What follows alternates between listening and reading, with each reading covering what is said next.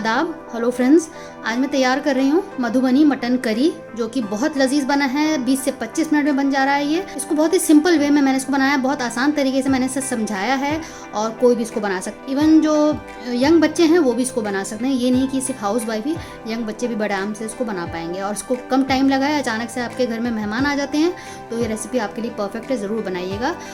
बहुत ही आसान, बहुत सुपर डुपर हिट ये रेसिपी है मेरे घर में, तो आप ज़रूर तब बनाइएगा। मधुबनी मटन करी के लिए जो मैंने इंग्रेडिएंट्स लिए हैं, 500 ग्राम मैंने मटन लिया है, जिसको धो के छलनी में रख दिया था ताकि सारा पानी इसका निकल जाए।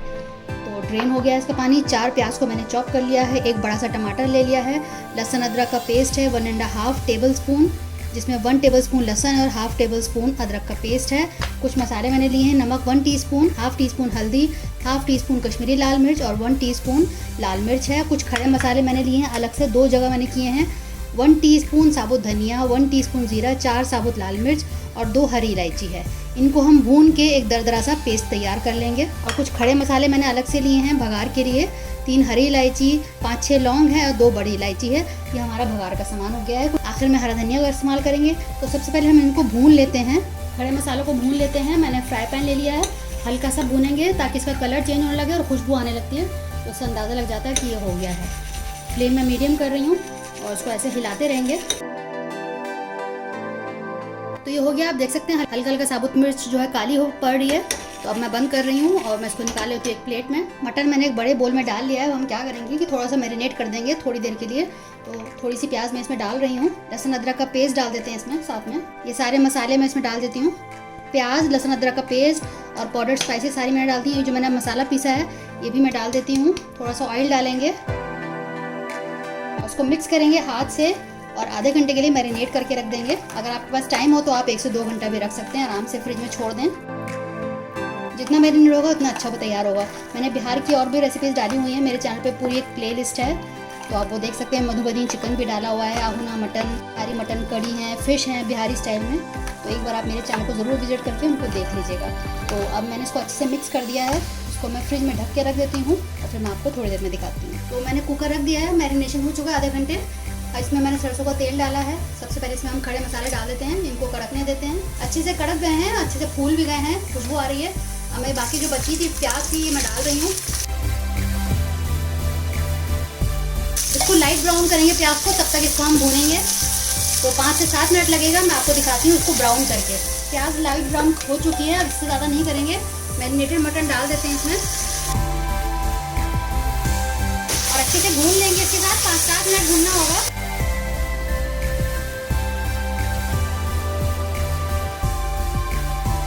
तो इसी तरह से भूनेंगे 5-7 मिनट, बीच बीच में चलाते रहेंगे।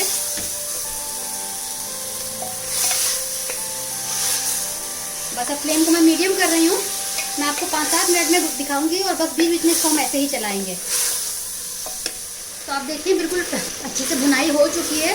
7-8 मिनट मैंने इसको भुना है। सारा जितना भी थोड़ा बहुत पानी छोड़ा था प्याज ने वो सूख गया है और तेल भी दिखने लगा है। अब हम क्या करेंगे, इसमें टमाटर डालेंगे। टमाटर मैंने चॉप कर लिए हैं। अगर छोटा टमाटर हो तो आप 2 ले लीजिएगा, बड़ा है तो आप 1 ले लें। अब इसके साथ भी 3-4 मिनट भूनेंगे। पहले हम भुनाई कर रहे हैं, गलाने का काम बाद में करेंगे। तो अच्छे से भून लें, कम से कम टोटल आप 10 से 12 मिनट भून लीजिएगा सारे मसाले डाल के। तब दोबारा से मैं इसको छोड़ देती हूँ 3-4 मिनट के लिए, मीडियम फ्लेम पे, लो टू मीडियम पे। अच्छे से भुनाई हो चुकी है। अब देखें टमाटर भी अच्छे से गल गए हैं। अब इसमें मैं 1 कप पानी डालूंगी और इसको मिक्स कर देते हैं दोबारा से। अब इसको हम प्रेशर कुक करेंगे, 2 विसल देंगे हाई फ्लेम पे और फिर 7-8 मिनट के लिए लो फ्लेम पे रखेंगे। अगर आपके मटन के पीसेस बड़े बड़े हैं तो आप 3 से 4 विसल दीजिएगा, और अगर छोटे छोटे पीसेस हैं तो 2 विसल में काम हो जाएगा। और इस पर भी डिपेंड करता है कि जो गोश्त आप लाए हैं, मटन आपका जो छोटे बच्चे का है या बड़े का है, थोड़े बड़े बकरे का है या बच्चे का है, तो उस पर भी डिपेंड करता है कि किस तरह से गलावट होगी। अगर आपको मटन गलाने में थोड़ा सा दिक्कत आता है, मैंने एक वीडियो डाला हुआ है tenderizer, types of tenderizer. Tenderizer मतलब जिससे कि हम गोश्त को गला सकते हैं। तरह तरह के टेंडराइज़र मैंने बताए हुए हैं, आप उसको देख लीजिएगा वीडियो को, तो आपको बहुत आसानी होगी। तो मैंने इसमें विसल के लिए मैंने रख दिया है, हाई फ्लेम अभी कर दी है। फिर मैं आपको दिखाती हूँ जब ये ठंडा हो जाएगा। कुकर बिल्कुल ठंडा हो चुका है। इसके 5 मिनट बाद मैंने इसको बंद कर दिया था।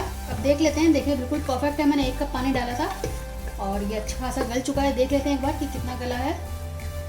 अच्छे से गल गया, देखें।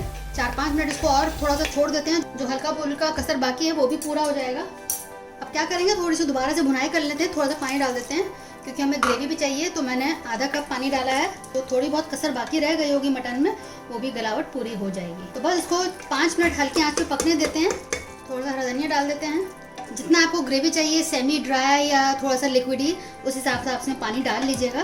तो उसको पकने देते हैं 5 मिनट, फिर मैं आपको फाइनल लुक देती हूँ। तो आप देखिए 5 मिनट हो चुके हैं, ये बिल्कुल तैयार हो चुका है।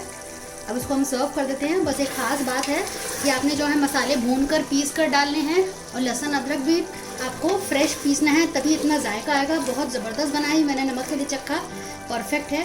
तो आप मेरे तरीके से एक बार ज़रूर तैयार करिएगा। तो आप देखिए हमारा कितना ज़बरदस्त मधुबनी मटन करी तैयार हो चुका है और घर में सबको पसंद आएगा। आप इसको रोटी के साथ या चावल के साथ अच्छा लगेगा। अगर आप रेसिपी ये तैयार करते हैं तो इसका एक फ़ोटो लेके हमारे फेसबुक पेज पर हमको टैग करके डाल दीजिएगा, या इंस्टाग्राम पे टैग करके डाल दीजिएगा। हमें बहुत खुशी होती है, अच्छा लगता है जब हमारी रेसिपीज़ को ट्राई करते हैं और फिर फीडबैक देते हैं। अगर आप बनाते हैं इसको तो फेसबुक और इंस्टाग्राम पे एक पिक ज़रूर डाल दीजिएगा। इस रेसिपी को शेयर भी कीजिएगा अपने दोस्तों के साथ, अजीज़ों के साथ। अगली बार मिलते हैं किसी नई रेसिपी के साथ, तब तक के लिए शुक्रिया। देखते रहिए शायला दस्तरखान।